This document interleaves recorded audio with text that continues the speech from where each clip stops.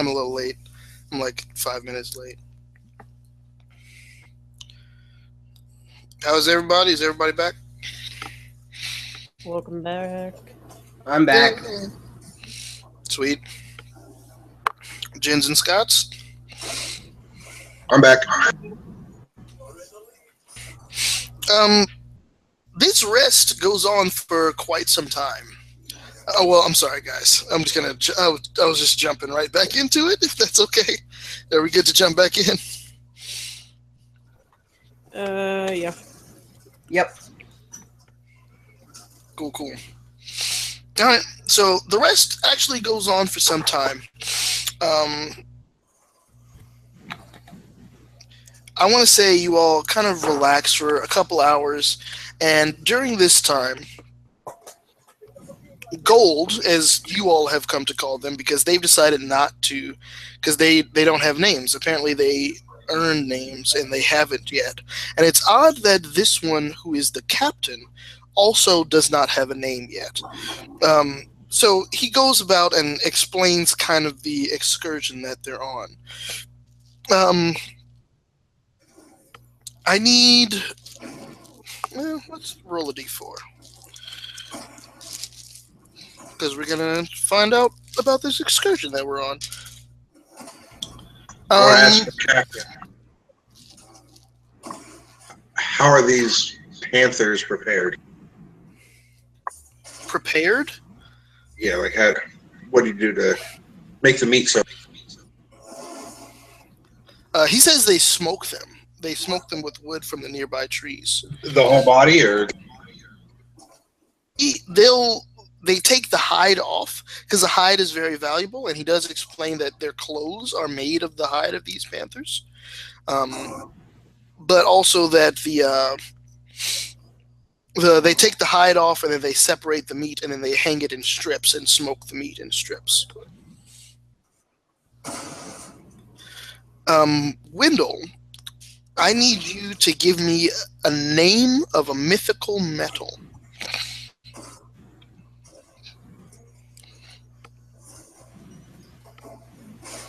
A name of a mythical metal.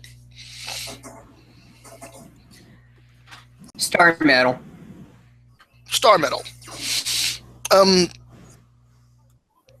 This guy, he explains that in their culture, they worship the day and the night. The day, the stars rule the night, not the moon. While the moon is there to the moon is seen as like a pale, kind of jealous brother of the sun. Like somebody who's not really powerful but tries to act like it is, and these panthers are all children of the moon, children of this evil overlord that seems to lord over them at the night. Because these are lizard folk. They're cold-blooded creatures, and the sun, when the sun shines on them, it warms their blood. It gets them moving and able to go do things and go about their day.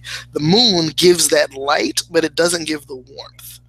And it's like this false, they're able to see everything when it's a full moon, but they aren't able to do anything. And so they have this really duplicitous relationship with the sun and the moon. So they prefer to think of the stars at night as more powerful, because the stars are... They are suns, and they recognize that they are... Just because they're not shining their light on them doesn't mean that others aren't enjoying it. So they're a little bit more advanced than you all may have originally thought. They seem to have an understanding of technology. They seem to have an understanding of magic. It seems these ships were made by them, and it seems that the ship has a constant gust of wind spell that's going, that is blowing the ship's sails, and it's filling the sails, and it's helping the ship travel upriver. These creatures are are superstitious. They believe that these panthers that live in the forest, they were sired by the moon, but they also believe that at a point near the mouth of the river, where this river um, opens up to the sea, that's where they live. They live at the bottom.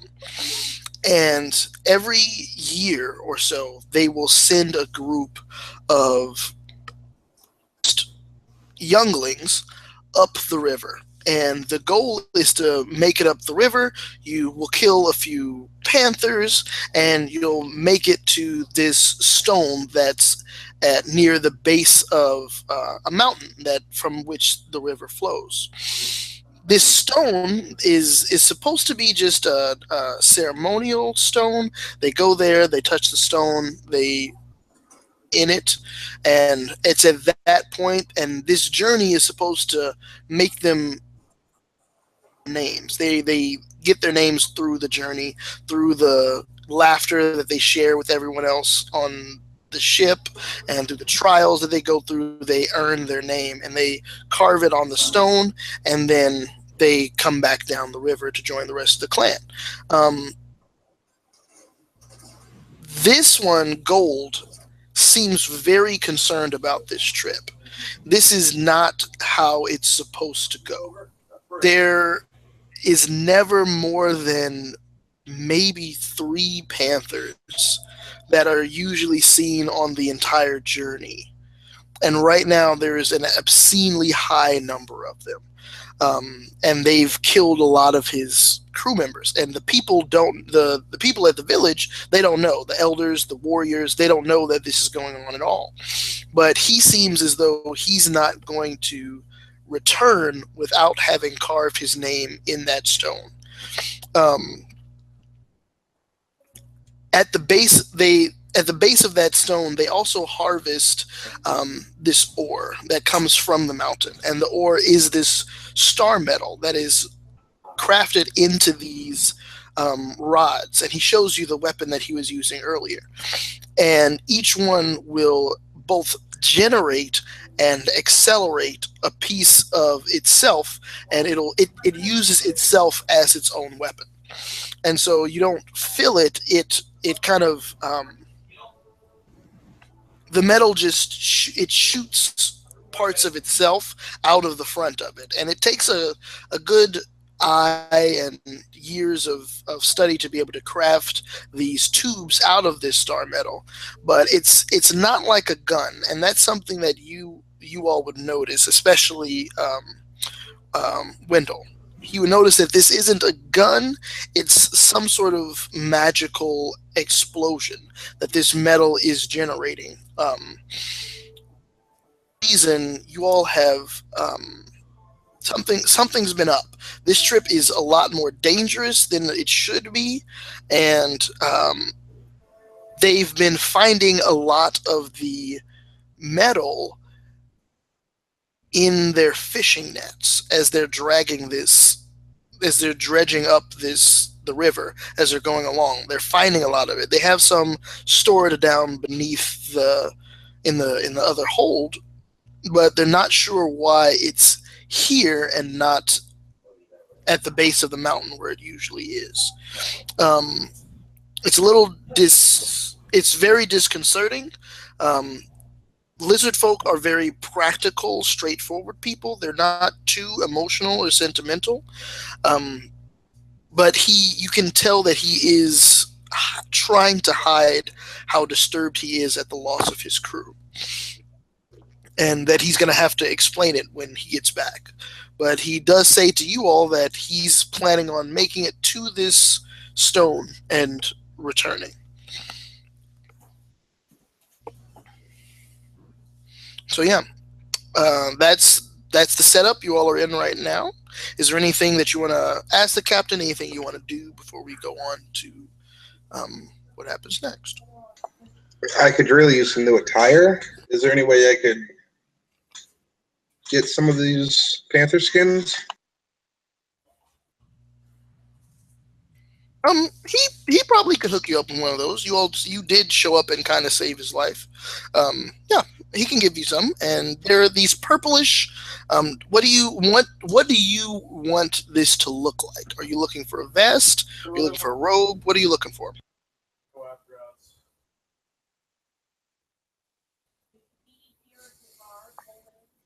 Uh, like a yeah, like a my clothes are sort of loose and not really fitting well. Just some clothing to fit over me, or a robe would work if you don't have any artisans on the vessel. You've discovered that Green is pretty skilled with a knife. He seems to be their resident artisan, and he can fashion out of the skin of one of these creatures a robe for you. And yeah, he's definitely able to do that. And it's kind of like it's not really well made. I'll be honest, but it does cover you a bit better than the clothes that you're wearing now.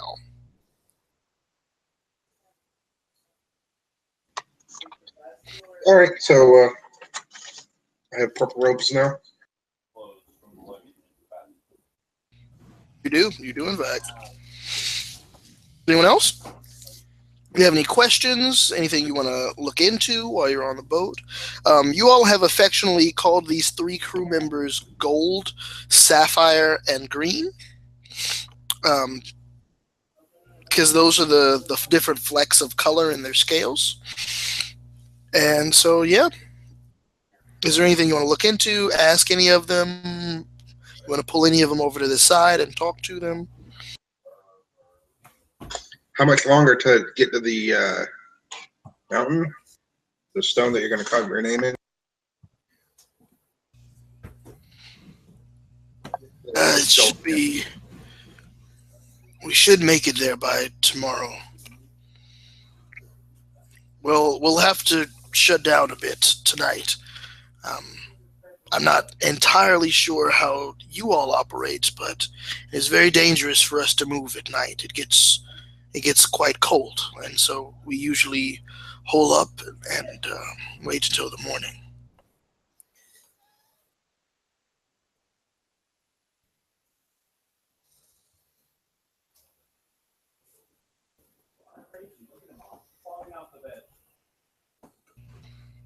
Anyone else? I do not rely on sun-generated heat. Perhaps I could attempt to continue to move the ship while you are asleep.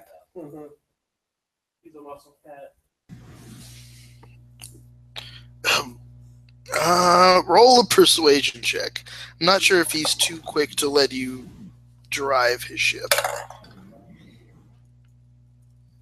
Yeah.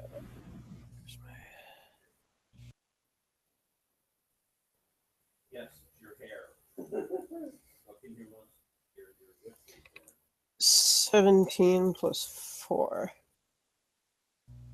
Nice. He, all right.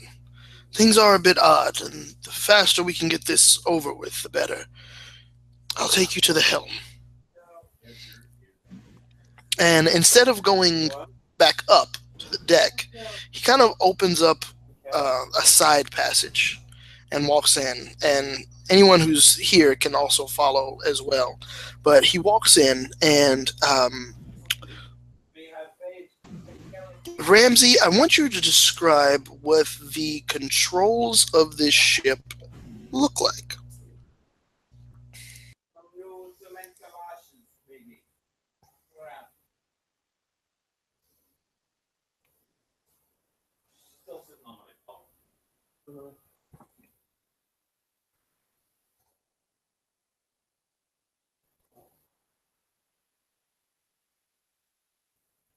Joe, what do you think?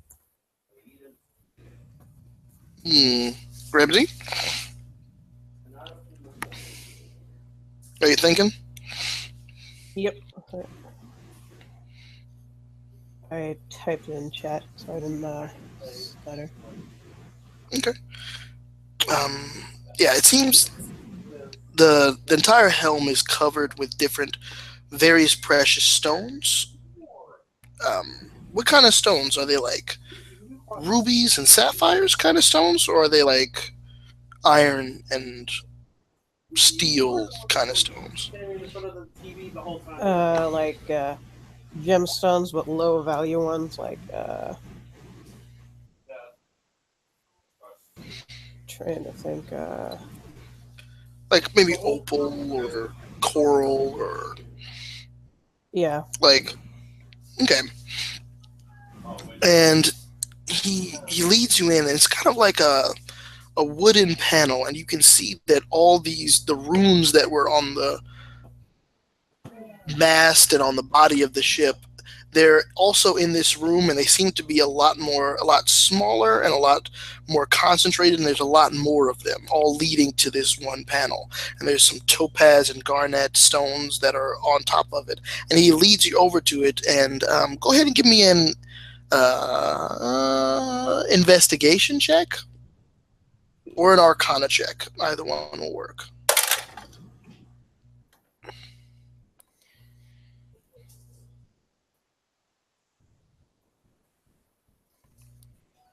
10 plus 3. Okay. You get the basic gist of it. You're not entirely sure if you could control it or steer it. Seems that it would be a bit tough to do that, but you're pretty sure that you could keep it going straight.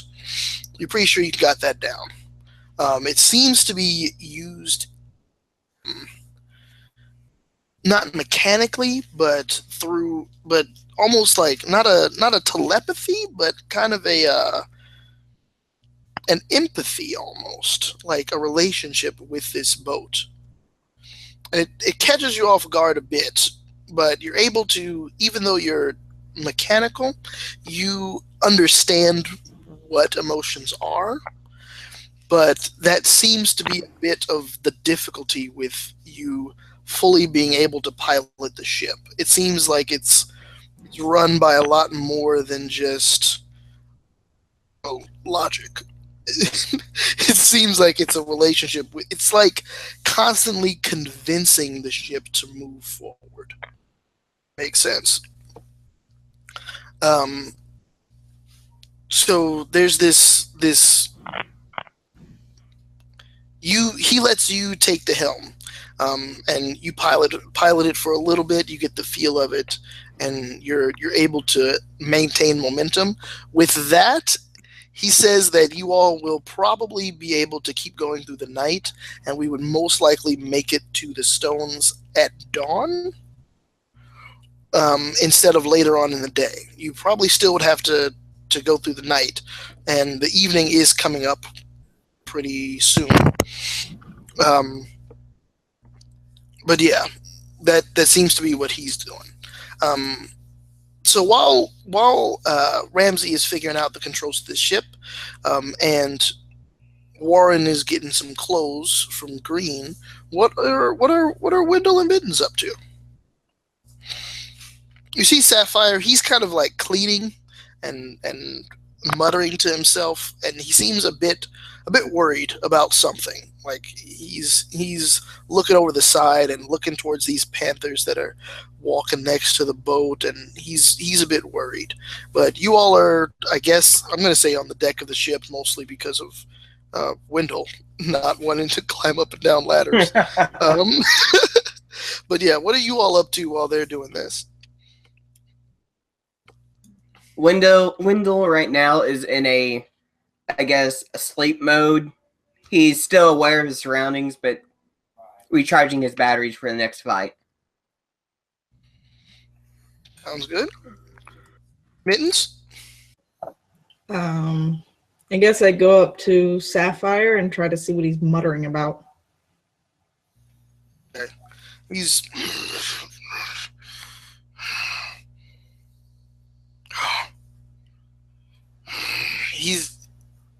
He sees you approach, and he kind of quiets down a bit. But he looks and he keeps looking at the sun, and it's about dusk now. The sun seems to be about to dip down into the water, and you can feel that the air is getting noticeably colder. It's dropped maybe 5 or 10 degrees, and he kind of like looks and grumbles at the sun and kind of is pacing back and forth a bit. What do you say to get his attention? I don't know, just kind of clear my throat a little bit and say, hey, is there something you need me to do? You can go to sleep or something? I would rather not sleep. Do you sleep at night? Sometimes. Sometimes not. And he has like we'll say a mop in his hand. Well, what is he use? Mittens, what is he currently using to clean the ship? What is he cleaning? Is he cleaning the deck? Is he wiping down the sides? Like, what is he cleaning? What? You tell me.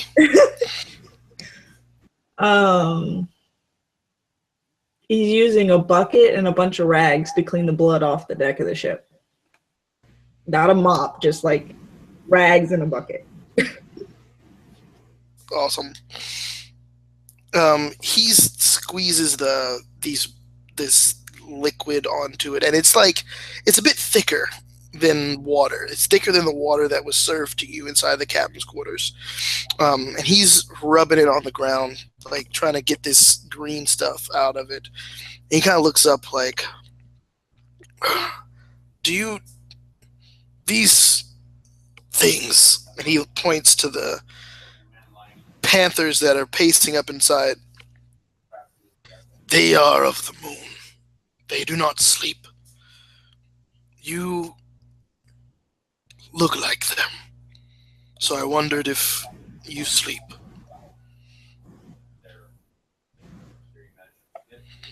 I sleep, just not always at night. Sometimes I sleep during the day. Love me a good nap. That would be nice.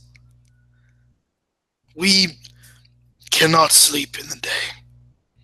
And we must sleep at night.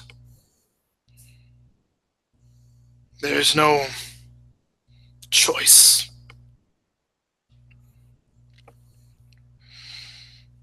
The night is too cold. If we do not sleep, it could hurt us.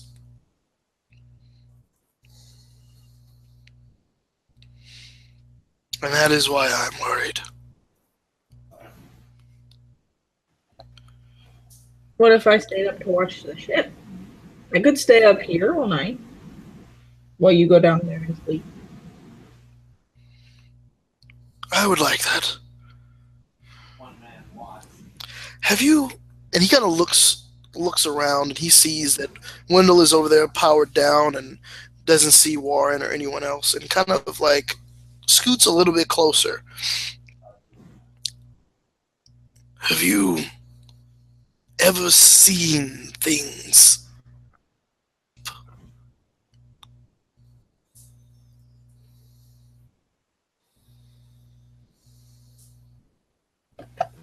What do you mean by things? I've seen a lot of things, but Like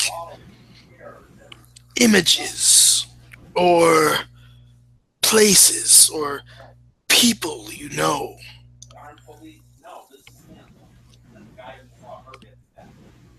I mean like seeing them where they shouldn't be? Or in your dreams? Or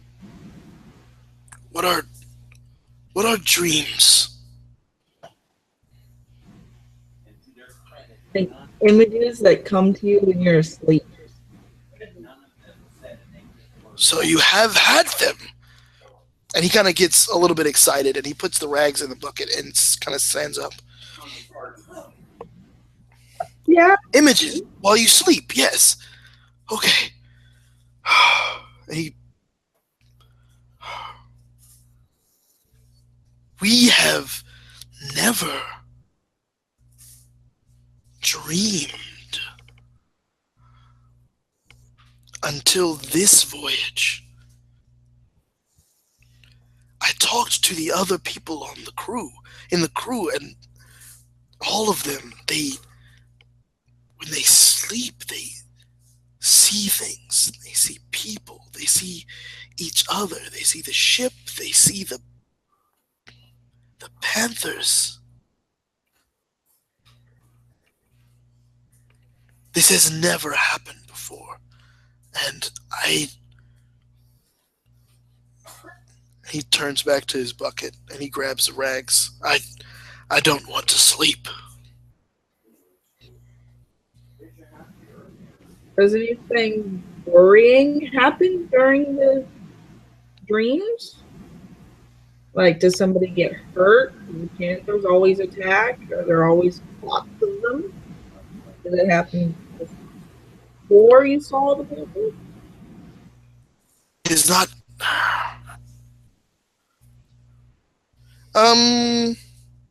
He looks and he says, "It is nothing. I just wanted to know if I was alone. But I want you to roll insight."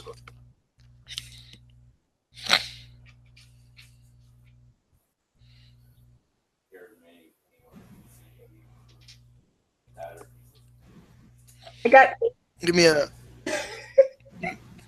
You got what? 8 total. Eight total. 8. Yeah. He seems like this was like it kind of whatever it was freaked him out, and you understand like he's never dreamed before, and I guess dreams would be really weird to have. But yeah, it's really weird, man. You've never met anyone that hasn't dreamt before. And then it makes you think maybe the robots haven't dreamt. I don't know how that works, but yeah. Robots sleep. Really? So, but he kind of goes back to cleaning the deck, and he walks over to the side, and he's about to throw the liquid off the side, and then you see this shining bubble of green neon light just kind of passing through the water, and it kind of pops up at the top and keeps going, and he is about to pour it over, but then he stops that green bubble to pass, and then he throws the water over the side with the blood, and he turns back around and looks at you and is like, well, I'm afraid we must sleep. The nights get cold here. I'm going below deck. I'll see you tomorrow. Okay, I'll stay up here because that makes it easier for you to sleep. And I pull up my little winter blanket and wrap myself up in it and just stand on the deck for a little bit. Cool. And so he goes down, and you notice that all of them are definitely going to sleep. Like all of them seem to be going to their separate quarters. It seems there's 3 different sleeping quarters. It's not like 3 different quarters made for sleeping, but the captain has his place. Sapphire seems to rest near the control room, just kind of hang out near there, and then Green goes to the hold where you all first arrived and first woke up, and they all seem to kind of curl up and go into a corner, and they wrap them and kind of curl into like this tiny little ball over in the corner, and they stop moving and they stop breathing, and they kind of go into this suspended animation. The rest of you, the temperature drop maybe another 20 or 30 degrees. It's really rapid, really fast, and it gets really cold. I need everybody to please give me a Constitution saving throw.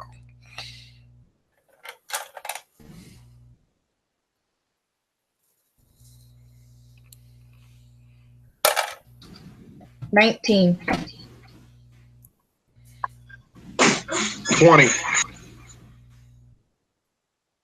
Total of 17. Got a 12.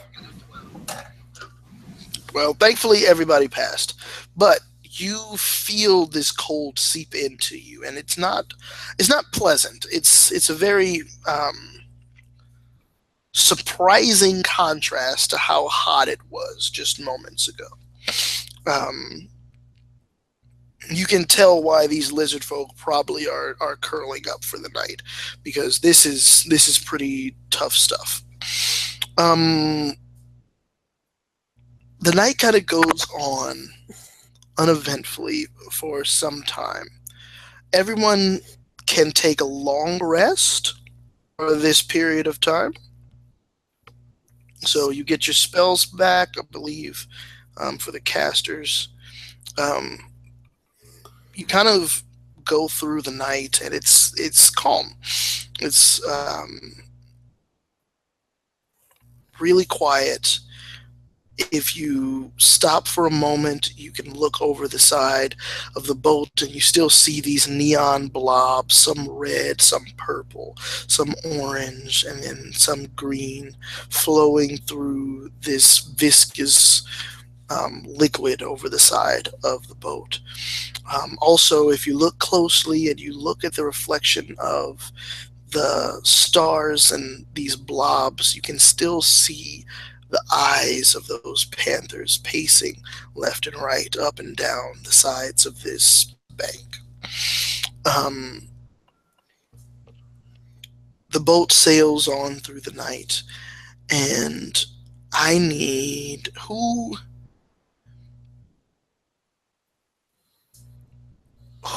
is on the deck? I know Mittens is. Is anyone else up on the deck? I am. Okay. I curl up with the captain on my long rest. Awesome. And then Ramsey is driving, so she's in those quarters. I mean, he's in those quarters. While this is going, I need Wendell and Mittens to please give me a perception check.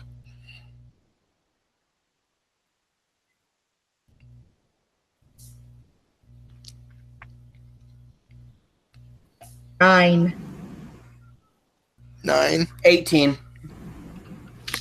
18.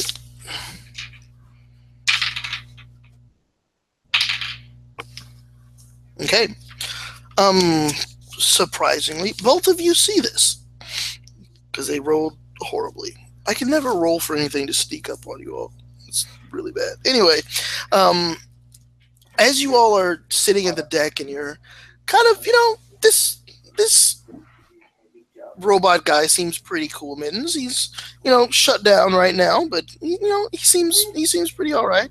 And you're kind of you're dozing off, but you told Sapphire you would stay up and watch things. So you've rested some, but you're getting a little sleepy.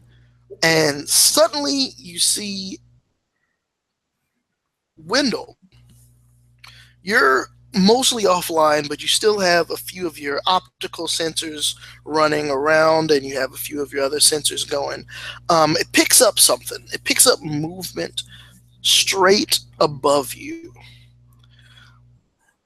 Look up, you can see that the moon is about the same height in the sky as the sun was when you first arrived. It must be exactly midnight. You look up, and at high moon, I guess you would say, and see these shapes they're incorporeal. They seem as though they're smoke almost, and you recognize that mist as similar mist to what the Panthers had, but it's not coming from the banks. It's coming from this full moon that's right above you, and it starts to descend onto the ship. What do you do? I quickly stand up. Enemy detected, and then rapid fire. Awesome. Mittens, you see this centaur creature jolt upright and start firing straight up into the sky, screaming enemy detected. At this time, yeah, let's have everybody roll me initiative. And we'll get other people in when they come up, but I want to just make the initiative for everyone. 10. That's a 4 for me. Okay.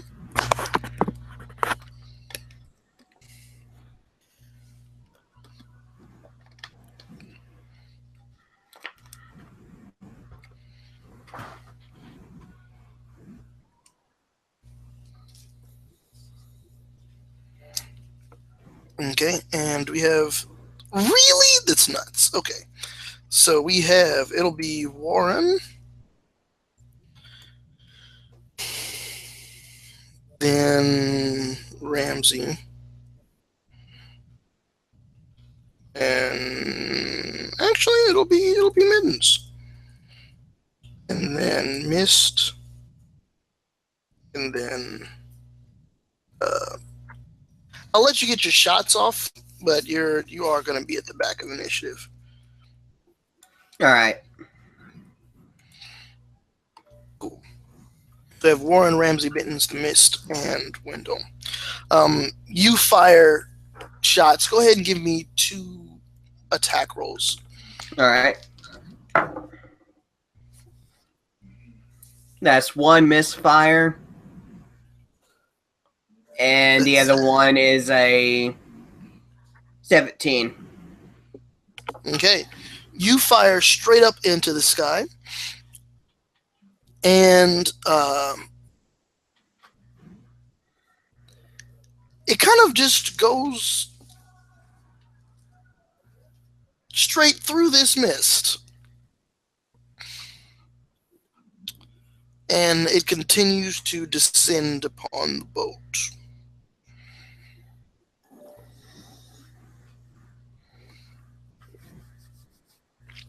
Warren, you hear gunfire and are aroused from your sleep.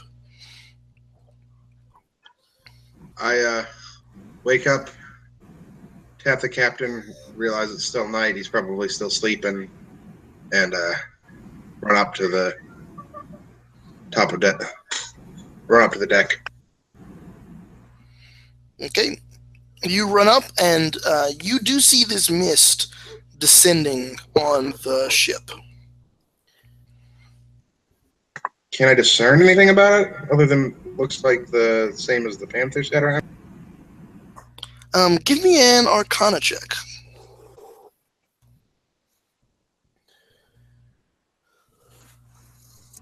14.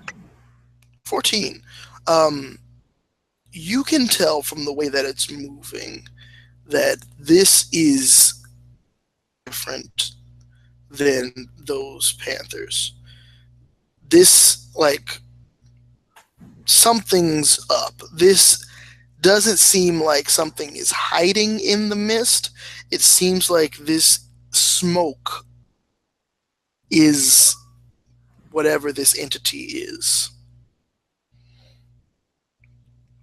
And that's a little unsettling.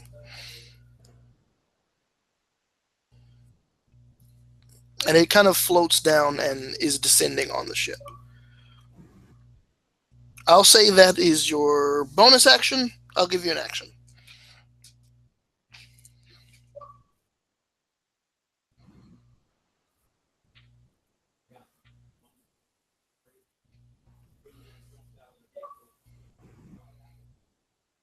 hmm And while he's thinking about that, Ramsey, I want you to know that you're up next. I cast. Can I cast light on like a rock or something and throw it up into the mist? Light? Yes, you can. You cast light on, let's say, what's around on a ship that's loose that you could throw. Some tackle. We'll say that. I don't even know what that entirely means, but you grab some tackle and it lights up and you throw it towards this creature.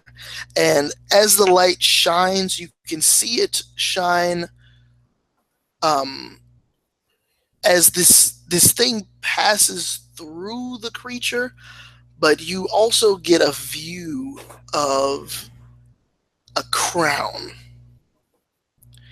And the crown is made of this almost grayish material,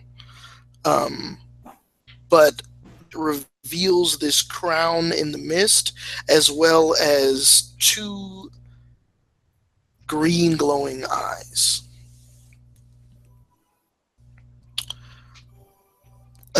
All of you all who are up on deck see this. I'm going to say Ramsey does not yet, but everyone else, you do take note of this as this light casts up towards this creature.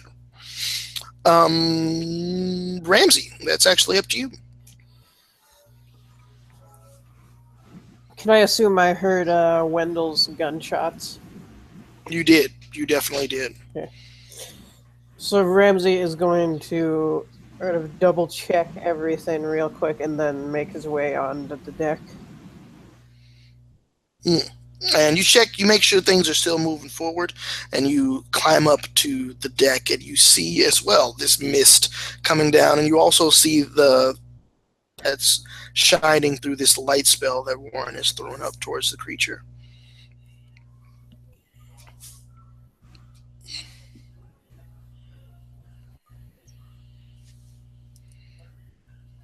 I am not going to attack as it does not appear to be hostile as of yet. Would you like to hold an action? Yep. What would be the trigger? If the creature harms anyone on the deck. Okay, if the creature harms anyone on the deck, you're gonna lance attack, I think. Yeah. Yep. Okay. So that brings it up to Mittens. Is it close enough for me to attack it? Probably not at this point. It's a good 60 feet above the deck. The mast is sticking out of the deck, right? Could I climb up? Yes. You could. Give me a climb check. I have a 20-foot vertical movement. Oh, yeah, you do? I have claws. Well, that's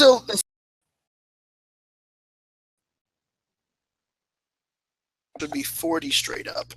But if you roll me a climb check, I may make you do it your full speed and make it up there. Okay. That's going to strength check. Yeah, strength athletics. Okay. 15. 15. Yeah, you actually can make it up to the top of there, no problem. Okay, now my And you now that you're a bit closer. I would say you're in a precarious spot. I'll let you make an attack towards it. You can make your attacks, but there will be a disadvantage right now. But you can do it.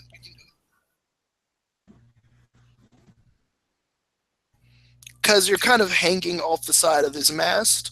There's not a crow's nest up this one. You're just kind of hanging off the side of it.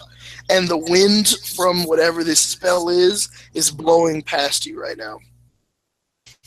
Okay, but the first attack is 25 with disadvantage. Hits.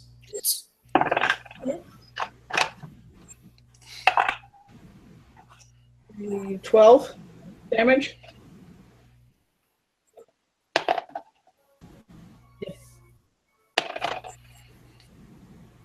And the next one's 13. Hits. Hits. Okay. That's 13 damage. Okay. As your claws reach up towards this creature. Wait, 13 you said? Yeah. As your claws reach up towards this smoke, your magical... These aren't just diamonds. These were magically infused seeds from a diamond basilisk. You sweep towards this thing, and your paws go straight through it.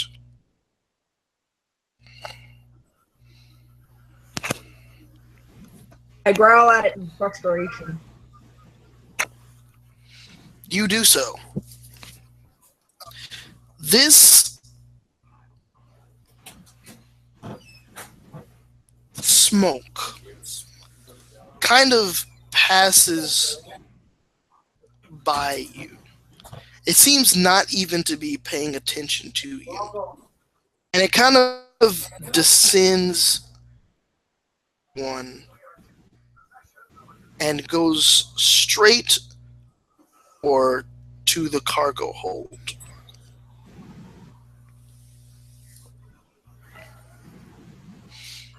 And Windall.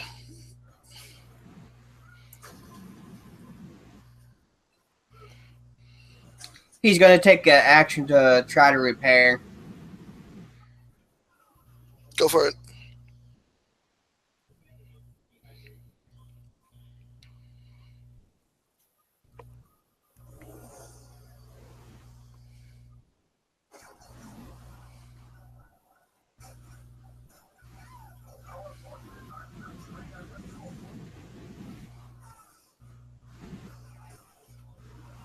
What you got? What you got?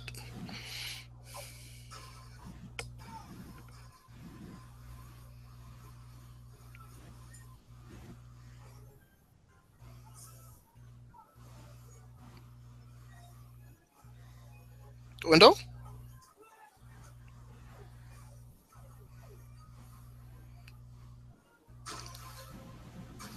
Did we lose Window? He's still muted, so yeah. Okay.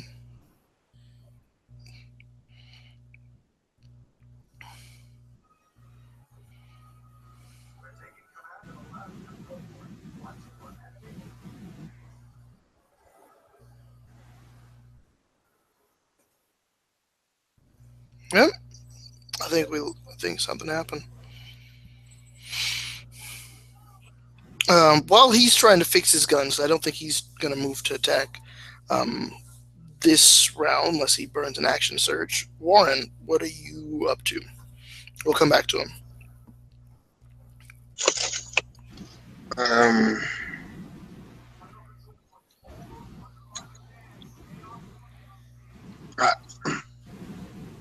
It doesn't seem to be malicious or anything. It's just floating down towards the cargo hold. It floated past you all to the cargo hold. I guess I follow. Is it like a... Okay. Would you like to follow? Yes. Okay. You jump over, and you can see, as you go down into the cargo hold, you see Green is there. This mist now has these eyes over, like, glowing. And that crown, that grayish crown, is on his head. And it reaches towards Green.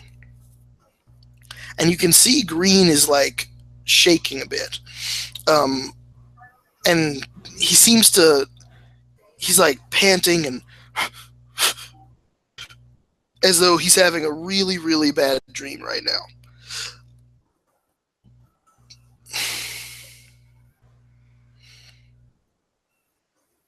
Well, it's still your turn. It's not its thing. It's not its turn, so it's still your turn. You can use your movement to get down there.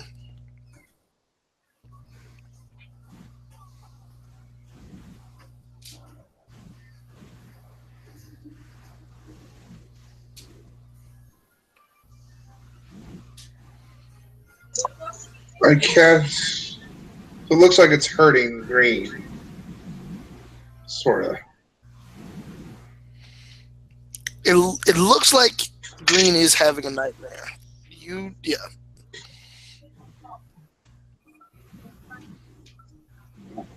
Could I infer that it's this being that's causing it, or Give me an Arcana check. another 14? 14. You can tell something's going on. You're not entirely sure what, but you get the feeling that this thing is somehow influencing them while they're sleeping, and somehow their sleeping is influencing symbiotic relationship between the sleeping lizard folk and this creature.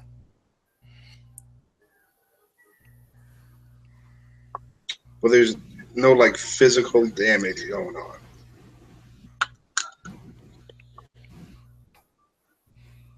But it did just get down there. We are in initiative order. I hold my turn until I see anything violent going on. Okay. What are you gonna do if something violent happens? Magic missile. Okay.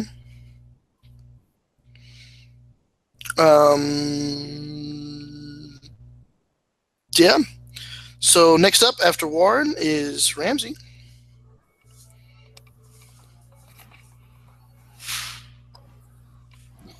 I am going to move down to the deck below to see what's going on. Okay, and you do see that same thing. The mist is coalescing around this sleeping lizard folk.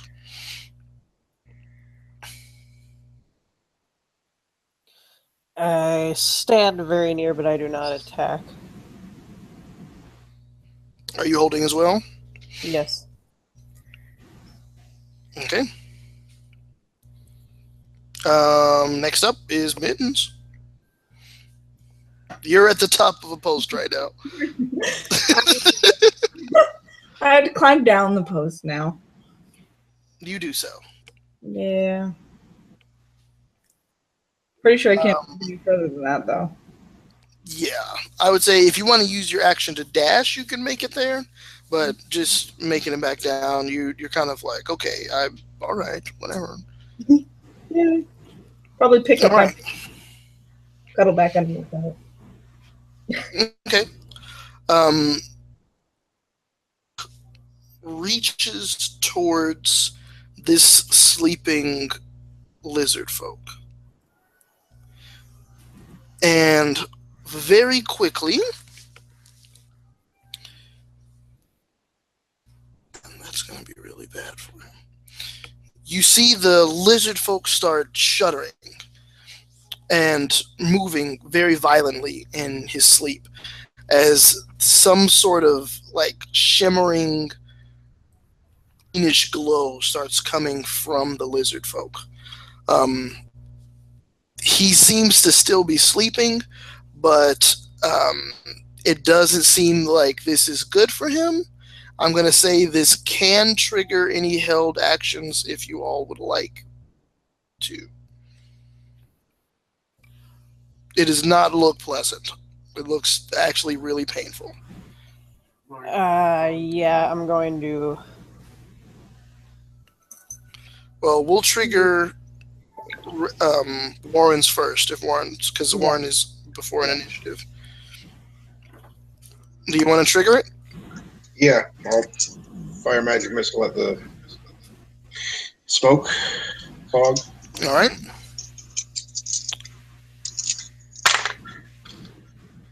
Let's see. 9. 9.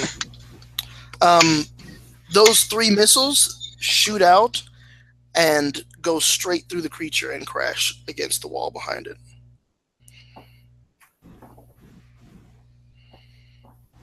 Ramsey.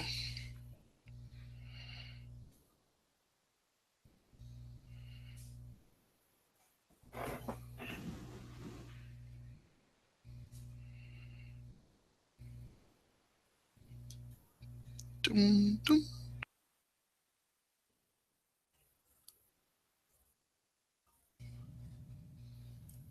Is Warren's turn done? Yes, he let fly some magic missiles, and the magic missiles did not connect. I look very perplexed right now. You do, in fact. That always works. like for real, in like all of the D&Ds, it always works. Ramsey Something's not right. Sort of swipe his lance at it. Okay, I'm not gonna. You swing towards the thing, and No, he can in this case, Joseph. Anyway, 19 plus 7. that's a hit. As you swing towards it, the lance passes right through the smoke. And Green is still shaking and jittering beneath it. Can I yell at him to wake him up? Green? Maybe, but on your turn. As of right now, he is going to attack the thing on the ground. Hold on. He's going to reach out towards Green more. Really?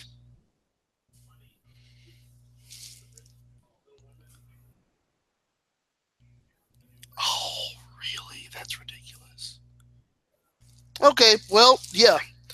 As Green shimmers and shakes a bit, it seems as though whatever it's doing hasn't all the way connected yet, but it's doing something with Green. After that is Wendell. As I look down this hole that has the ladder, can I see anything? Give me a perception check. DC 13. I got a 12. Nope.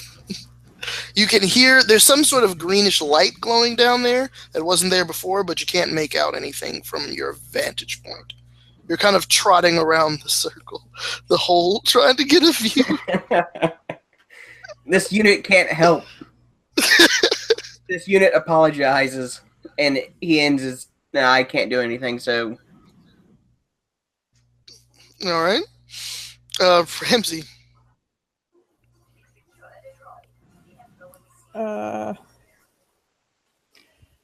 Can I attempt to grab and move Green away from it?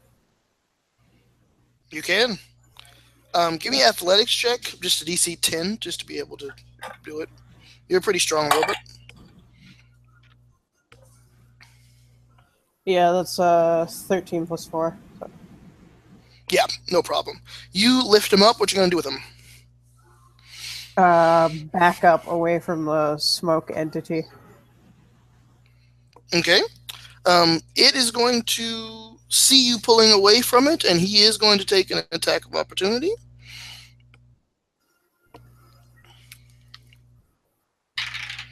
And he's going to swing towards... yeah, he's going to swing towards the... He's going to swing towards Green.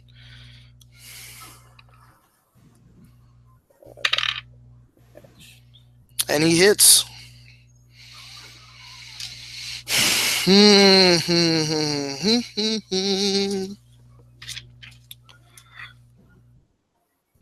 Yeah, He does hit. Hold on. 6.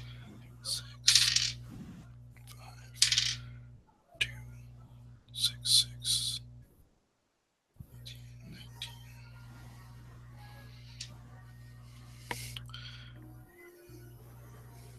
Okay. Nope, that's not good for him at all. Just a second.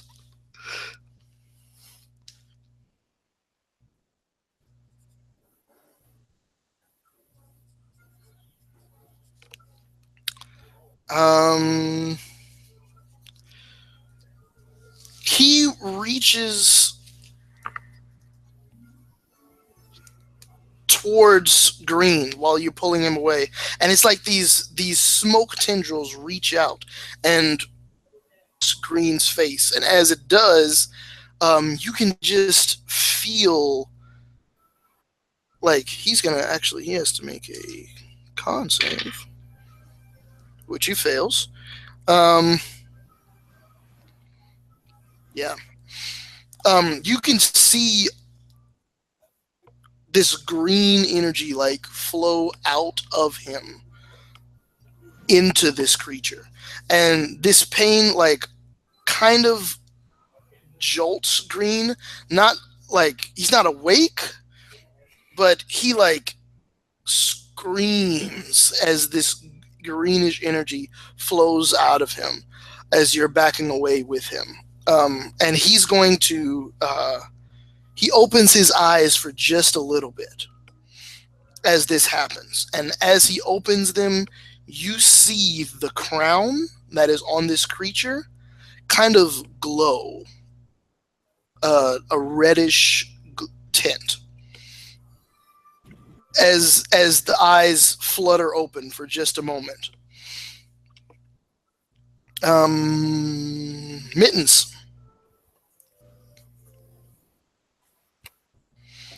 I go over to where I see, the giant centaur pacing around, and try to look down in the hole and yell, "What's going on down there?" You all can respond.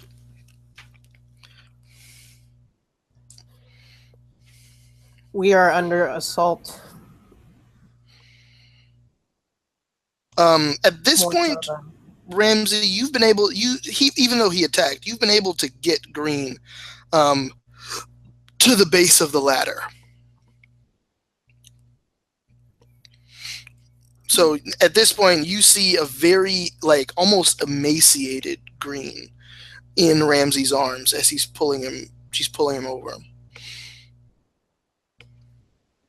I go down the ladder and pull Green up on top of the deck. Strength check, DC 10.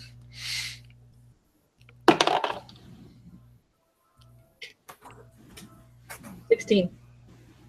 16. And you reach down and you can pull Green up onto the deck as long as Ramsey's okay with that.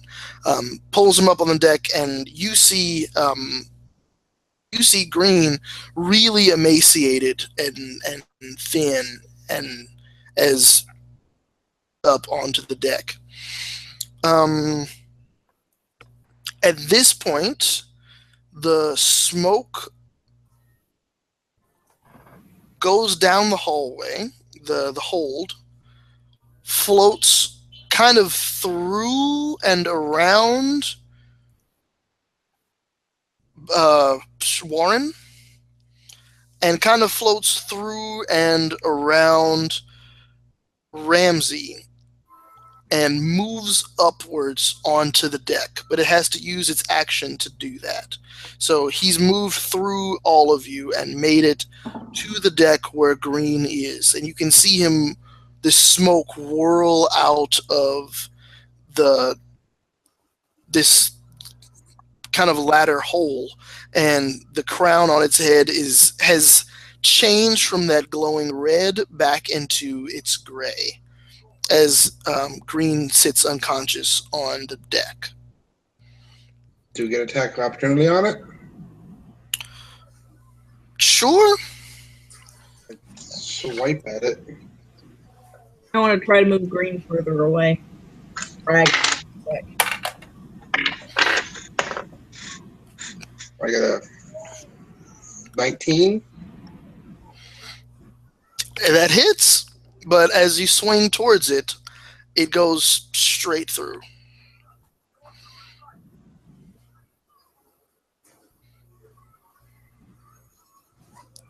But at this point, you know something's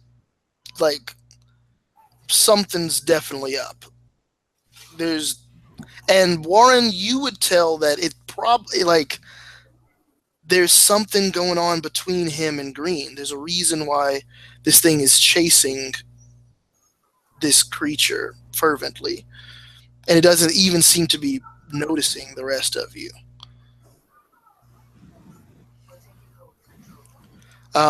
Wendell, you're up. All right, is this shadow creature in front of me? It is. I would like to take my short sword and try to attack the crown. Go for it.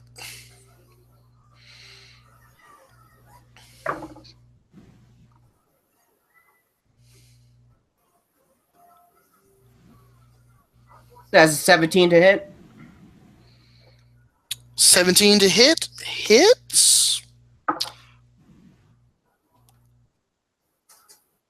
As you swing your sword into this crown, it rings with a unnaturally dull thud. Please give me an Arcana check.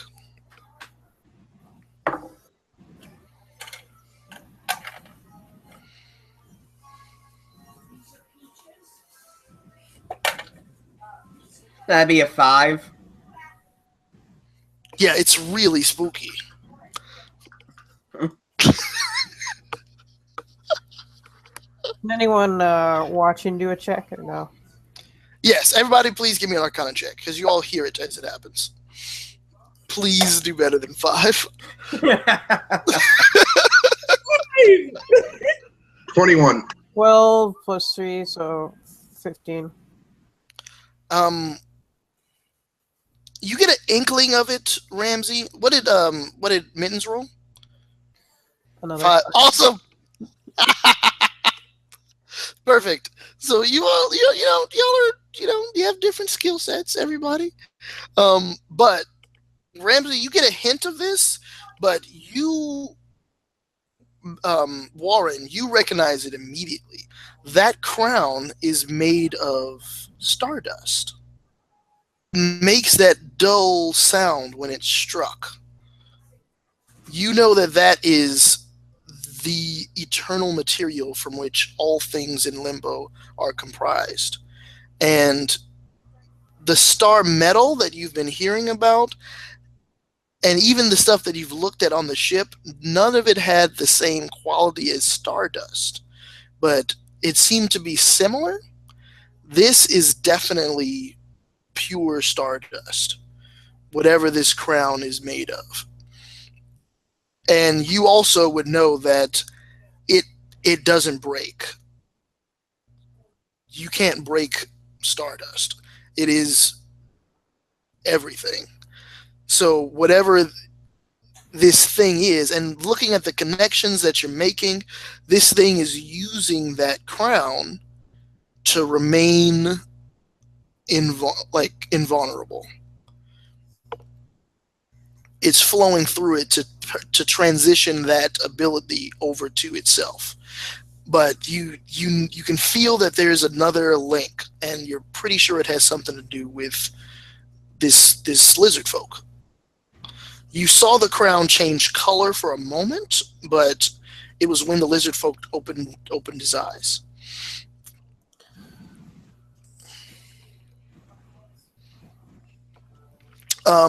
Next up is Warren, actually. And I attempt to grab the crown and rip it from this creature. Give me a strength check.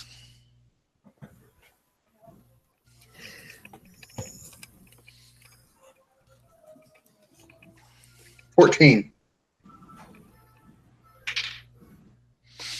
You grab onto the crown, and it kind of wraps around it, pulling it, and you do feel like you actually are making headway. You feel like you're pulling the crown harder than this thing is pulling back. You don't get it, but you do feel as though it's responding to it, and you're holding something now. And this is also the first time you felt any real resistance from this creature at all. I will say that's your turn unless you have a bonus action. As my bonus action, I tell the rest of the party about, like, there's something about this crown. We need to get this crown away from this thing. Okay. Everybody, you do hear that? Ramsey, you're up.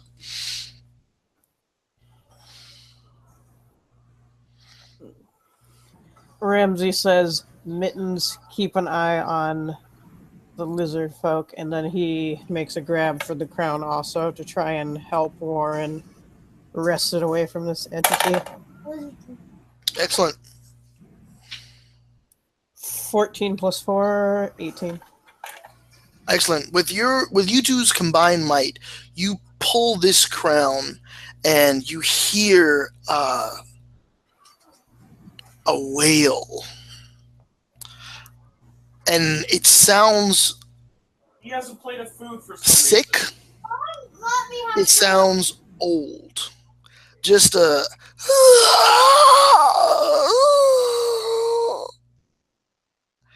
and this thing turns and faces both of you. But Mittens, you're up.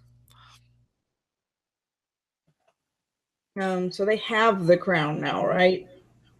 They do. They are holding the crown. So I'm gonna drop Green back down on the deck and run towards the creature and try to attack it. Go for it. They got the crown off of it. Mm-hmm. See if it works better this time. That is a 1, so no. No, a 1 will not do it. Actually, unfortunately, roll me a strength check. Whoa, you can jump from that high? 18. 18. Warren and Ramsey, please give me a strength saving throw. Ah! Was that a Jedi? 17.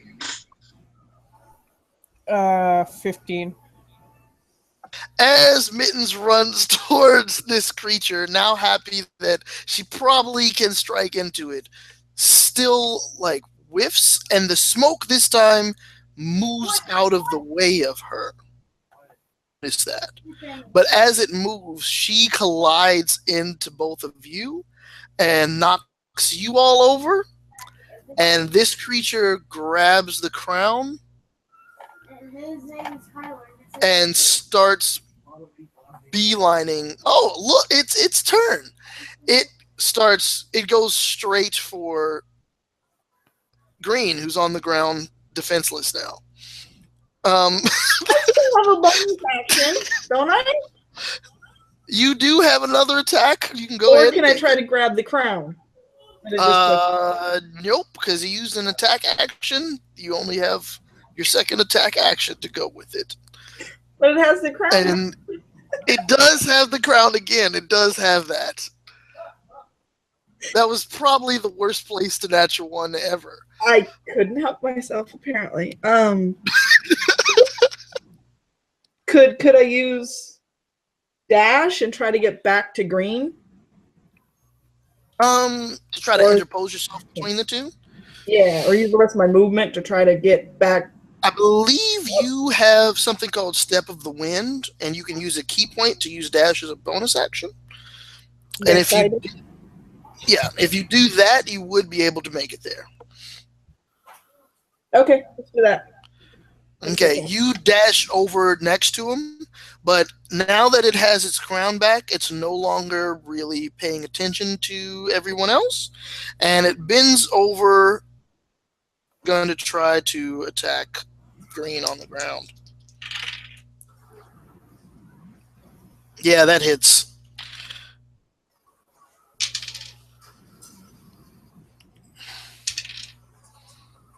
$11, $12, $23.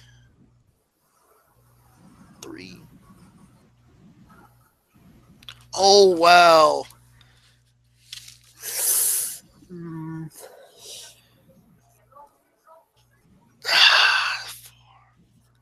Really? Fine. As it swings into Green again, you can see that it sucks more of this green energy out of Green on the ground, and and Green is like on his last leg. He just made it through that. He literally made it through that with 2 hit points. Green is still there, but he is looking right now. Did they go? Wendell, you're up. Wendell's going to take his left hand onto the ground and try to yank it out again. Go for it. That's a natural 20. Awesome! And the universe is balanced. The crown is pulled from this creature swiftly as Wendell, now you have possession of a Stardust crown. And the creature now like winces again and turns to face you. All right. Nope. Warren, you're up.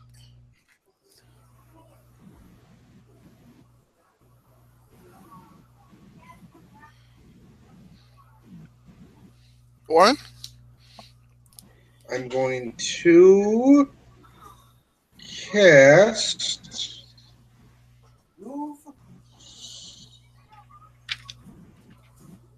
Magic Missile. Go for it.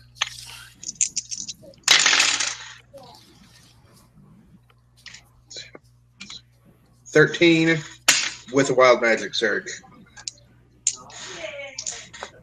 You triggered the surge? Yep. Sweet. And this time you do notice these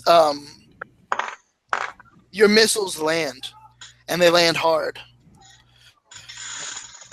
Go ahead and give me the numbers for your wild magic. 5. And I think it's 4. Roll 5 just to be sure. I think it's 4. Yeah. Good work.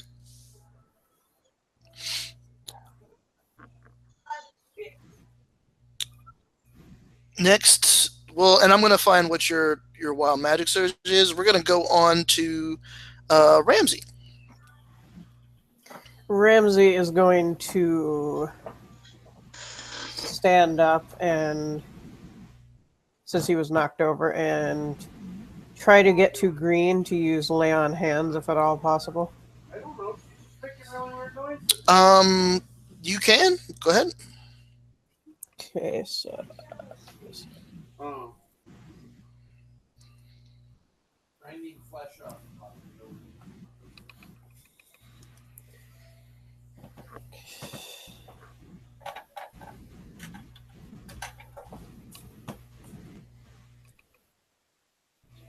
Paladin level times 5. So. And you can put as much as you can put as much as you'd like into it. You don't have to put all of it into it. Yeah, I'm checking how much I have technically. Okay. I believe I can, I'll heal him for 10 hit points. Okay. You put your hands on on the ground. And that healing energy that you did use earlier on him to cure him of his internal injury flows from you into Green, but out. It doesn't hold. It feels as though that dark energy that the green energy that's being pulled out of him is more than just his physical body. And as you're putting your lay on hands into him, it is not helping. Yes, Joe, I see. And it seems that the damage is of a different sort.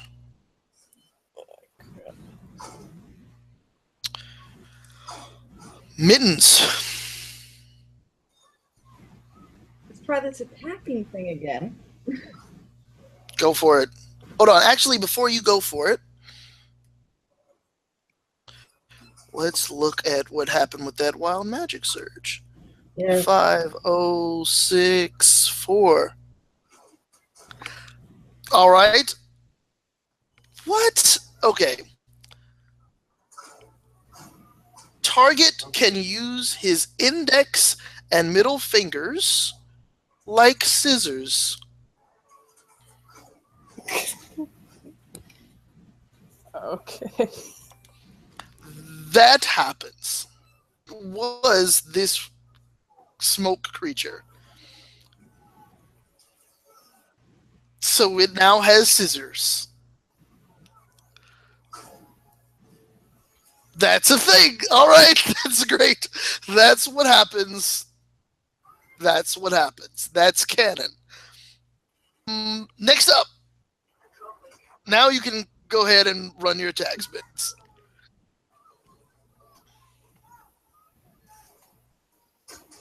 First one's 11. 11. Yes.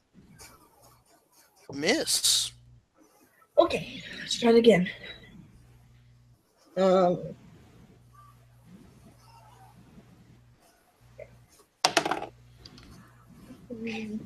14.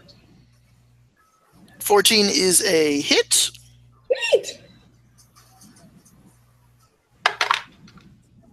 13 damage. 13. Sweet. You feel as though you're pulling into something now. And you feel as though if you didn't have your diamond-studded nails, it wouldn't hurt the creature, but it seems like the magic is helping. And you don't feel your hand catching anything, but you do feel your nails catching something. And the creature responds this time. It moves to the side as these claws strike through it. After Mittens is this thing. It's going to see that things have changed. It's going to turn and... Yep. Phew, that was going to be bad. Okay. It turns and looks at Ramsey, who is trying frantically to heal Green. And he reaches over, and it's as though the smoke makes two fingers, and he just and pulls the last green like juice out of him.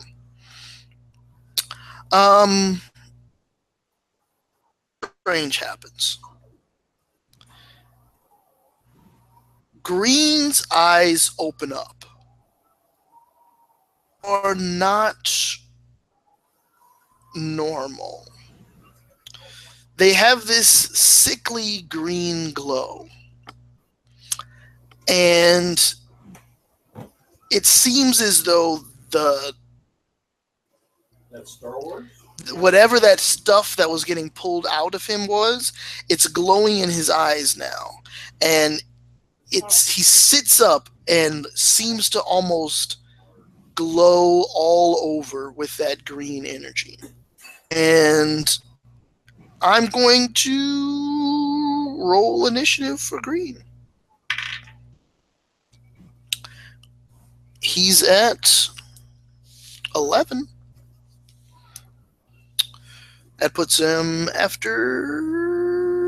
before Mittens. Okay, so he sits up. The smoke kind of turns around, doesn't want to provoke any attacks of opportunity right now. So he's going to stay put because he doesn't like that whole thing that... Actually, he's going to risk it.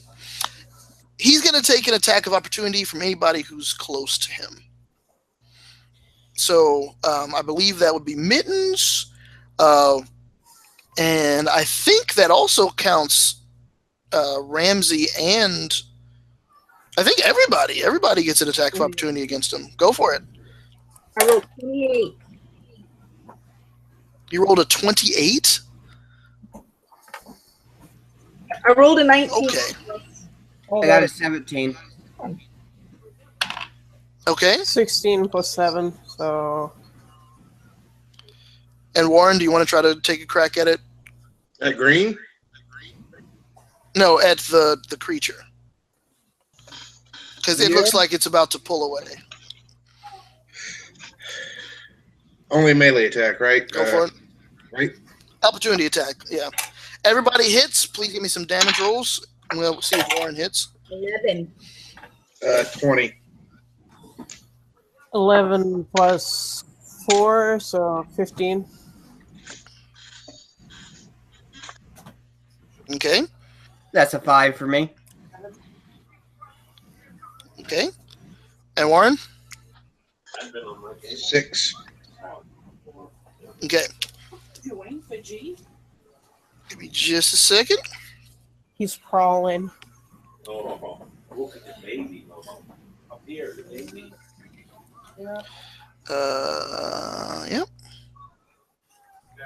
I don't know if that was a good move for him, but we'll find out. As you all turn and strike into him, right? Everybody, as he's trying to get away, you notice that it's really only Mitten's claws that do a lot of damage to this thing. The rest of the hits, it winces, but it doesn't seem to be as affected by the others. But it takes the risk and escapes, goes through, gets hit by everyone, but it immediately dives into the other hold. And that's its turn. Wendell, you're up. I look over at Green to see. I say, "Are you all right?" And Green doesn't respond with words. He opens his mouth and a kind of sickly old sound leaves his throat. Doesn't seem like he made it. It seems like a sickly sound just left his body without his will. After that, I maneuver the crown onto my arm to have it better situated on my arm, so I have a free hand. Mm-hmm.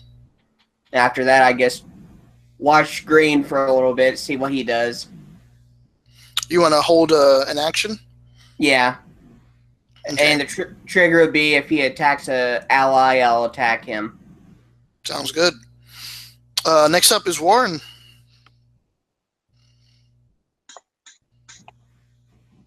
I chase after the mist.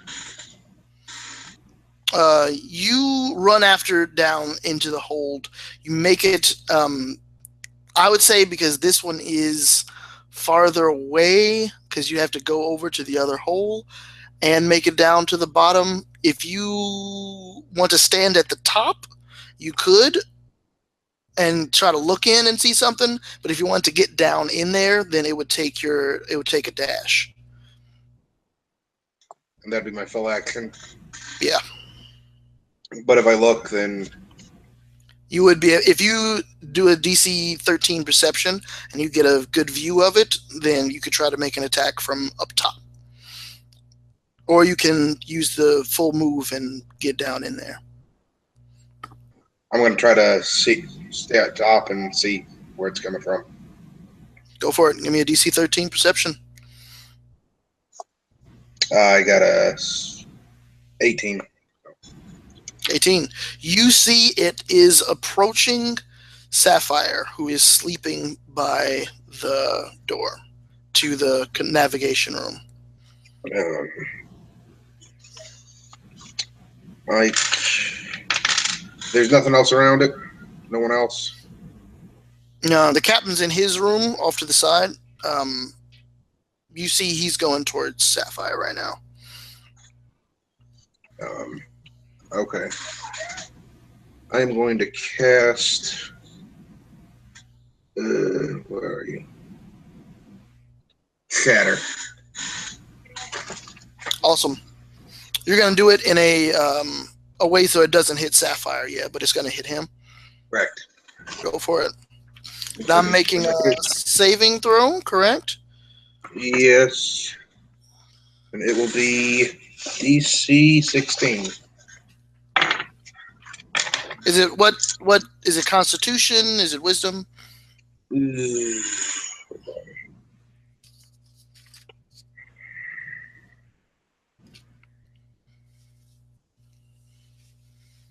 I think it's Con for I Shatter. think you're right.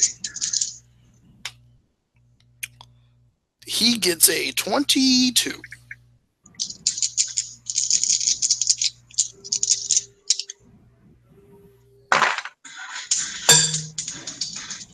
Okay.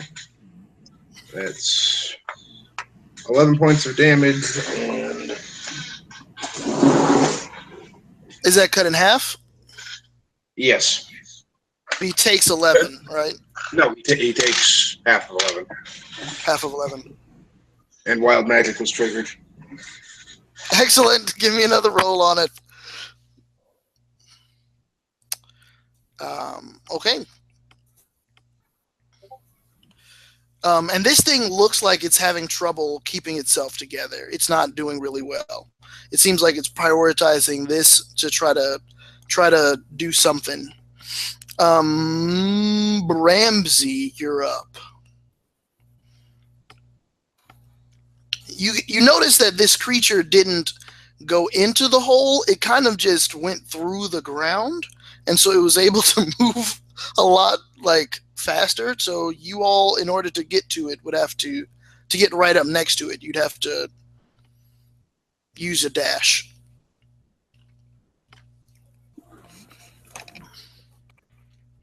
Or feline agility, whatever. But Ramsey, you're up. I'm gonna move towards it, but not dash. Just move my full movement speed. All right, you've made it to the kind of hole, and you're looking down into it, and you can see that the creature is down there now, and you can see. Well, actually, no. Give me a perception check first before I say what you can see.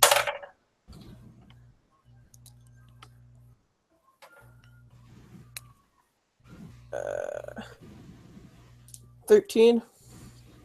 Just enough. You can see the creature down there, and you can see Sapphire is starting to shake like he's having some sort of nightmare.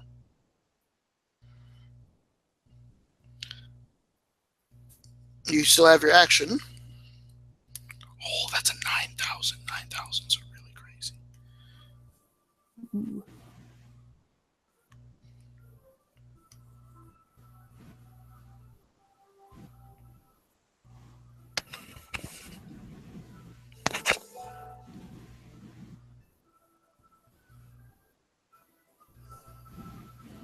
While we're waiting for the wild magic surge, Yeah, go ahead and go for I'm it. going to cast magic missile because that's in the Logic Paladin list. It is in the Logic Paladin's list. Go for it. You holy missile if it's a paladin. 12 plus 7 to hit. That is a conversation you will have to have with Logic Paladin. but he does. That is something that he can definitely do, and it is not a holy missile at all. Actually, It's I believe it's force damage. it is force damage. So how much 1 damage second. does it do? Yeah, let me actually look at the dice real quick for it.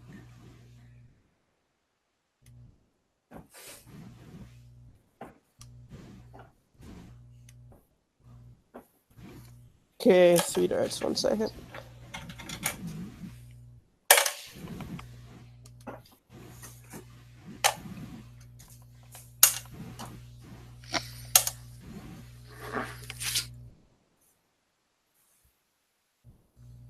Okay. 5, 3, 4 on the darts. Okay. Jesus. Including the +1 on each of them. 1d4. Yeah, I think each dart is 1d4. Okay, so that was including the +1. Yeah. As you lean over the side, describe how your magic missiles destroy this smoke creature. These magic missiles that no one knows that a paladin can do fires into this smoke creature. I'd say they're probably the same green as Ramsey's eyes, and his joints glow in places, and they just sort of slam into it. What? It just kind of... The missiles don't, like, come out of his hand. Yeah. It shoots out of the joints and flies around and crashes into the creature just as he's about to reach towards Sapphire. And right before it grabs it, the missiles slam into its back. It screams and evaporates into smoke. As it does so, you also see on the deck, Wendell and Warren. Wendell, actually everybody who's up there with Green, you see Green immediately also fall to the ground and turn into a greenish smoke.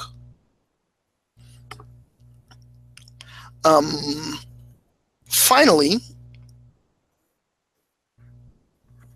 Warren, please give me the description of the creature.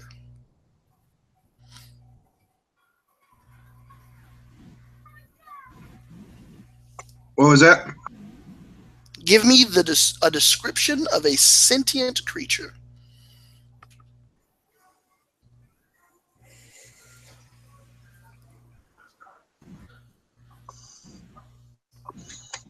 Okay.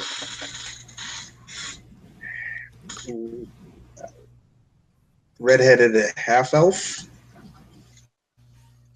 Okay.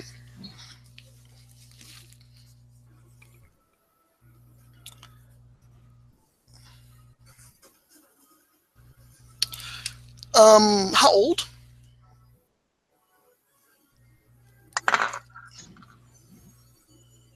'84. Does he look militant or civilian? Kind of bummy.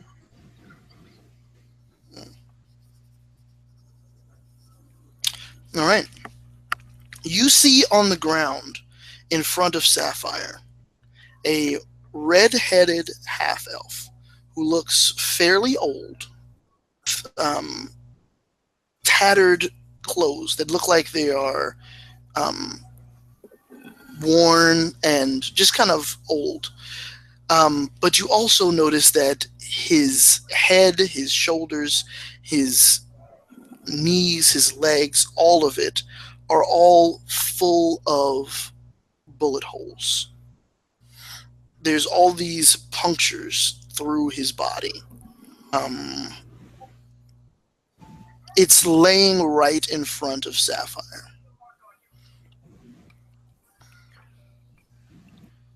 Window, what did you do?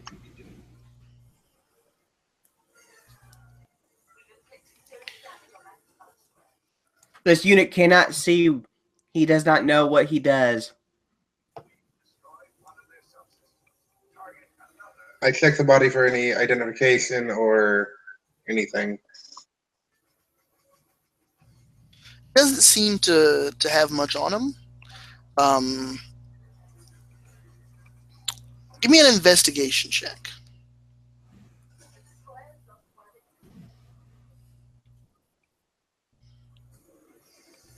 $15. I would say, describe to me what a archaeologist would use to chronicle his story.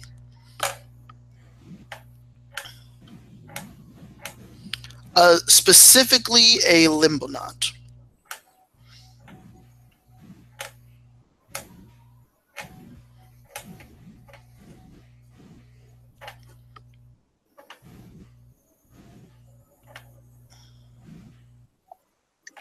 Like a flash drive? Yeah. Thumb drive. You pull a thumb drive off of him.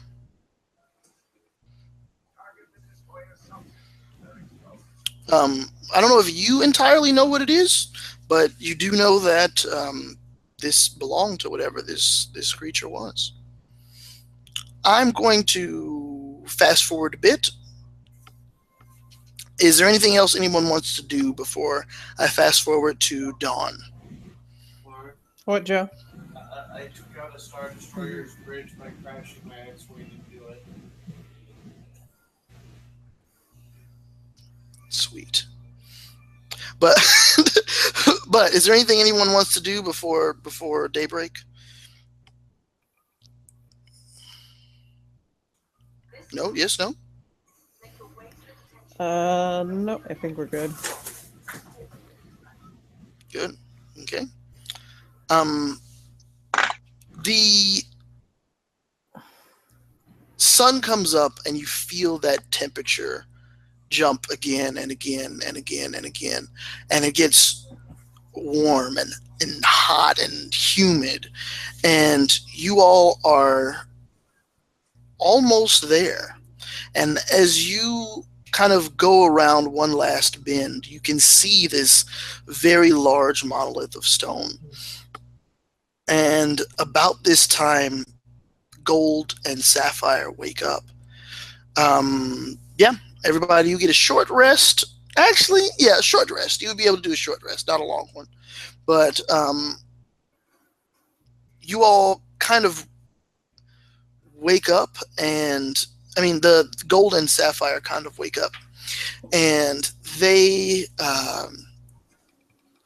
see you all, and they're both like shaking their heads. They're groggy, and they don't look like they slept very well. And they come to the captain's quarters, and they come up onto the deck, and they see you all, and they're like, "Oh my gosh, I had a horrible, horrible nightmare. It was like we saw Vindar again.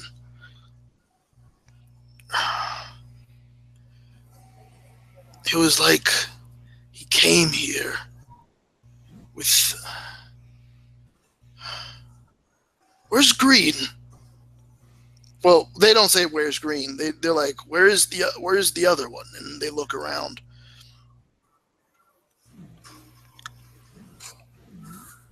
And You were assaulted in the night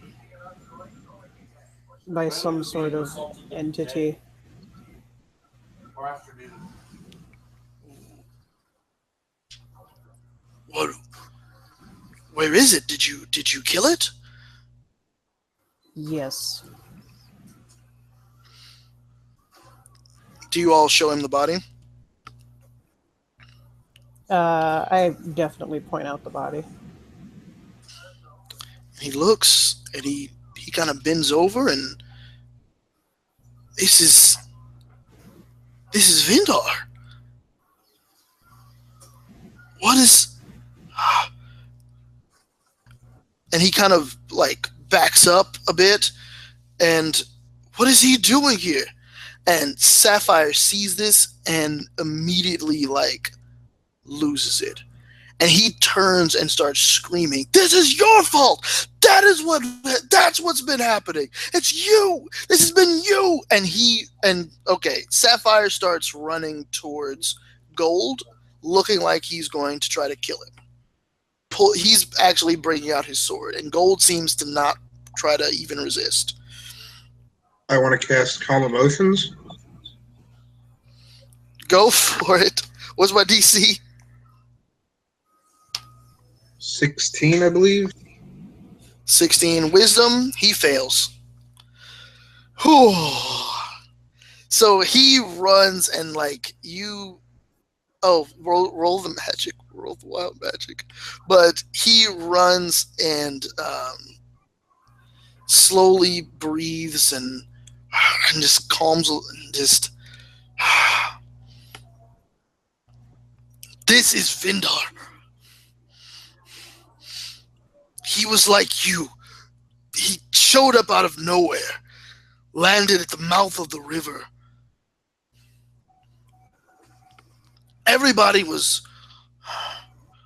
worried and scared, and this one, and he points to Gold, killed him, shot him to death, and kept shooting him. That was before we went on our trip. That was before we didn't tell the elders. We didn't tell anyone.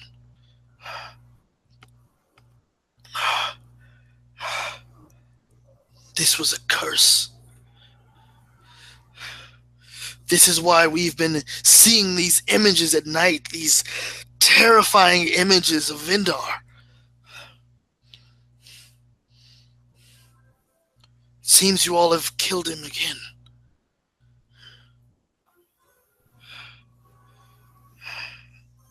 But I can't take a name for this. You, and he looks at Gold, we will return. And we will tell them what you did. Maybe then we will have peace. And you all notice that the panthers that had been following the boat are no longer following the boat. They're nowhere to be seen. Sapphire puts the body of Vindar, now named, on his back, puts his hands over his chest, and takes a scale off of his face, one of the sapphire scales, and raises it to the sun, and then places it on Vindar's chest. And that is where we will end our session for tonight. Thank you all very much. Ooh, that was great. That was pretty fun. Cool. Wow, that was awesome. So before we sign off, I want to reveal some things. First, about an hour before this session started, I had everybody. I asked some questions to everyone. To set up the session, because this is limbo and it is heavy limbo. So I asked everybody to answer a specific question. I'm going to give the answers now, and I'm gonna kind of explain what's been going on. So I believe Damian. Yep, Damian. I asked for the time. And his response was high noon. And that's why you all woke up at high noon, and that's why when the moon was at the fullest in the sky, trying to follow the sun's example, that is when the creature attacked. Scott, I asked, what was it? Yes, I asked for the an occupation. Scott said fisherman, specifically crab fisherman. I got you all on a boat. Didn't make it to the crabs or the fish, mostly because what was in the barrel. Somebody was like metal or ore of some kind, so we went that route, which was it was still cool. And then when I asked Jen the location, and she said literally 2 words: Panther Jungle. So you can thank her for all the panthers. Scott's the one who made it 42 of them. Okay. Well, you don't know what could happen. So there's so many of them. Glad we didn't have to fight all of them. I am too. I thought about it for a second, but then I decided against it. And then the last one was Mara. And I asked her for a problem. And she had responded, nightmares and smoke. And so, yeah, that's kind of what built this whole thing. It was a lot of fun to try to put all these different random suggestions together. But I'm pretty sure the last thing that everybody's wondering about is the second wild magic surge. And what happened with it? I literally looked at the chart. And Scott, could you please tell me the number that you rolled again? What was the number? Say it out loud. 9152. 9152. Literally 9152. An anonymous corpse appears nearby, riddled with bullets.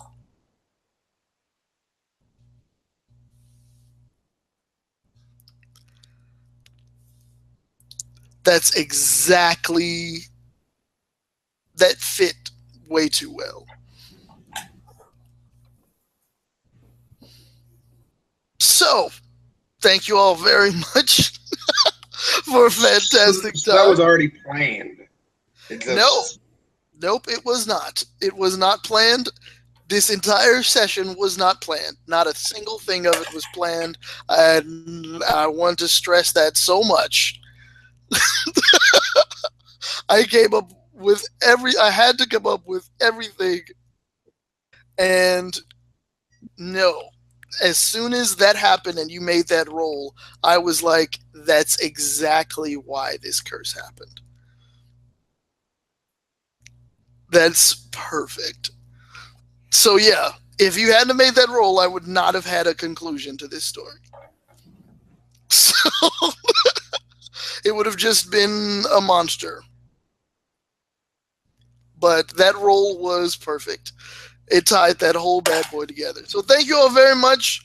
We're going to stop the broadcast. We can stay on for a little bit if you like, but I really appreciate this game. This was the first heavy Limbo game that I enjoyed a whole lot with you guys. So let's go around the table really quick. Just give a sign off. Tell me how you felt about it, and you know, just general feelings, and then we'll go on to the next one. So I'll go Scott first. It was good, just as good as any other ones. Maybe Limbo's always fun. Cool. It's good to hear. Mara? I liked it a lot. It tied together weirdly nicely. I did. It tied really weirdly together. What to call you by your character's name? Jen. It was fun. Very sorry about the displacer beast. Yeah, you just fed everyone displacer beasts. Yeah, I did. I just here you go. This thing that's really hard to hit. It's just yeah. Yep. But y'all dispatched of those displacer beasts really easily. So good work on that. And Damien. I have to say, I had a lot of fun playing this game, including the fact that I finally get to play a gunslinger. Has a lot. That dead eye shot on that last displacer beast was golden. That's exactly what you want to do as a gunslinger. You did like 20 some damage. That was all of its. That was like more than all of its. All it had left. So good work, everybody. This was great. I love heavy limbo because I never know how it's gonna go, and I have like 2 seconds to come up with everything. It's a ton of fun. I encourage anybody to try it out. It's an unorthodox way to run some games, but they make some of the most memorable settings and campaigns that we've had. So thank you all very much. I'll stop the broadcast and respect the royal.